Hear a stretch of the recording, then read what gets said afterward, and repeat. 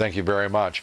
As public support for tighter gun control declines, studies show that there is no evidence that tighter gun control laws reduce gun deaths.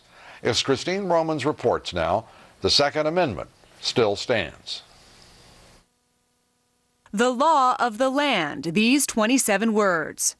A well-regulated militia being necessary to the security of a free state, the right of the people to keep and bear arms shall not be infringed. But for years, gun control advocates and lawmakers have sought to restrict the Second Amendment with gun-free zones, waiting periods, firearm registration and licensing, with the view that limiting access to guns would decrease crime. It's never been demonstrated in any conclusive way that gun control reduces crime. The rules disarm the law-abiding people, but they leave the criminals free to attack their victims who have no defense. In fact, crime has been declining across the country, irrespective of the state gun laws, whether lenient or tough. The CDC several years ago concluded there is no proof that gun laws reduce firearm violence. In fact, some of the most violent places have the toughest gun laws. Think Washington, D.C. and its 30-year ban on handguns. The most restrictive gun laws in North America are in Mexico, where citizens are unarmed.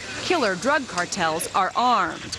The Virginia Tech campus is a gun-free zone. That did not stop Cho Seung-hui. But his actions inevitably are reviving the gun control debate. A Virginia congressman. It is simply too easy to obtain a firearm. New York's mayor. All mayors understand that taking illegal guns off the streets has nothing to do with the Second Amendment and everything to do with law enforcement. Intense debate over the modern meaning of a 216-year-old right. There is a split among the courts, there's a split among academics, but among American people, the majority of Americans believe that they have a right to arms. An estimated 70 million Americans are gun owners.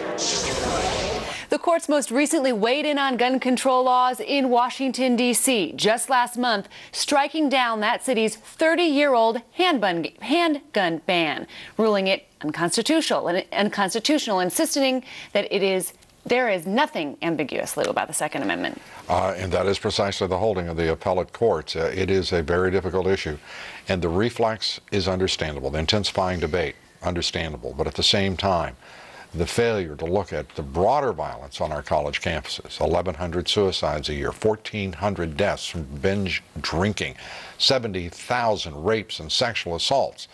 Where is the clarion cry there? Because there is a broad scope of violence that is being altogether ignored. Christine, thank you very much. Christine Romans.